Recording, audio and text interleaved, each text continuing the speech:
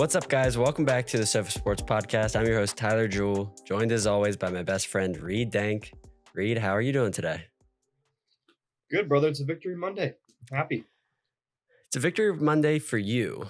Not as much for me, but I am glad that you got your win against the Falcons, who seem to be on a hot start a little bit, but we'll get into that. Let's start it off this week. Some really great week 3 matchups. This might have been the best week in football yet. I don't know how you feel, but let's start it off with the game that maybe was the craziest. Dolphins put up 70 points on the Broncos, 70-20. The Broncos win.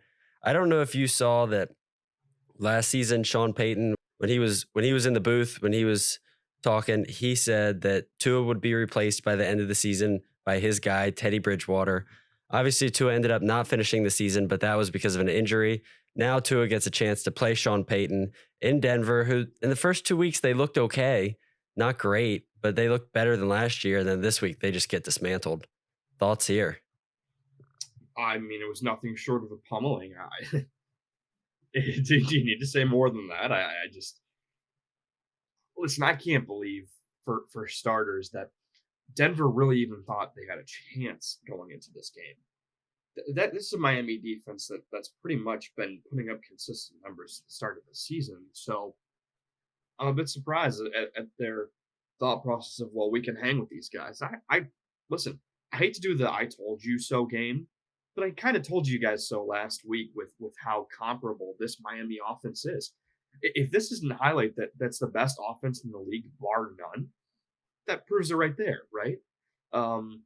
I thought that Broncos defense had nothing to give to the Miami offense, and that's kind of no surprise, right?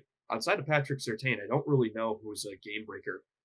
Jewel is another game breaker. Go figure. Jewel, last name fitting. He's the only game breaker they really have, and it looked like he went down. I don't know if you saw, like, the second or third quarter. It looked like he was hobbled up, and I didn't remember seeing him again. So let's put aside the Bronco D. Tua is the man. I don't think there's any shortcutting it. He looks so crisp. Tyreek is so beyond fast. I don't even have the words. They didn't even have Jalen Waddle playing, and they looked like every wide receiver looked like they at least put up 40 yards. Yeah. Raheem Mostert looks young again. Well, he looked young again, and then who's the rookie? Akane? Is that how you say it? I think so. I don't know for sure.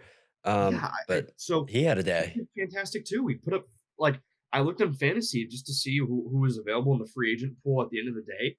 He had 51 points as a rookie at a fantasy game, man. I know I'd love to draw comparisons to how people play in the field to fantasy, but that's insanity. He went off. That whole offense was just hammering. It's so bad. Mike White came in the game, dude. I know. And Mike White threw a touchdown to Chosen Anderson, also known as Robbie Anderson, threw a touchdown to Robbie Anderson.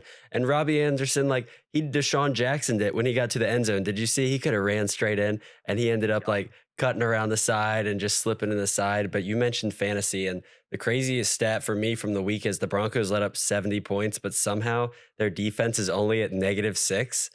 How's that make sense? I would be so disappointed if I was playing against somebody that had the Broncos defense. They only had -6. That seems unbelievable. No, it's incredibly weird. And I think this goes to prove what I thought Russell Wilson was. I don't think he's anywhere near where he needs to be. I think Sean Payton is in a very bad spot. I'll put it that way.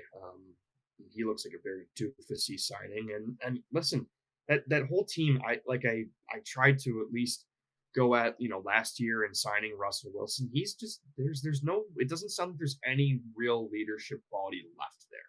I think it kind of shows that a lot of that was on the Seattle structure, and I hate to say it, but look at how good Geno Smith kind of has done in these last 2 games. He's looked fantastic, and he picked it up in that second half against the Panthers. So yeah, no, a lot of this falls on the Broncos, a lot of this falls on Peyton, a lot of this falls on the Bronco leadership, and the player in the locker room, I can't remember who it was, said it best. Do you remember who it was? The offensive lineman that said, like, he's been there for like 6 or 7 years, and he just said he wants to win. He's tired of losing. That one. Yeah. So the Broncos O lineman, their veteran O lineman, that claim after the game. I mean, you know, 6 or 7 years of the franchise, and there's just been no winning culture pretty much since the Peyton Manning era. Let's just tell it like it is, right? I mean, Yeah.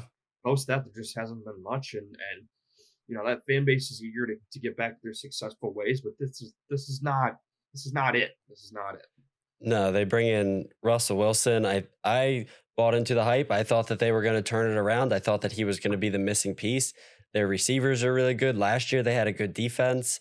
I don't know if you saw. I saw on like Twitter, Instagram that Patrick Surtain was supposed to just blanket Tyreek Hill. He was going to blanket Tyreek Hill. He was going to follow him the whole game. I don't know if that happened or not, but that was their game plan. Obviously, that did not work. I think I don't know what happened, but the defense just isn't what we saw from them last year. Last year, the defense was the reason why they were in so many games, and the offense was the issue. Now, kind of feels like it's both.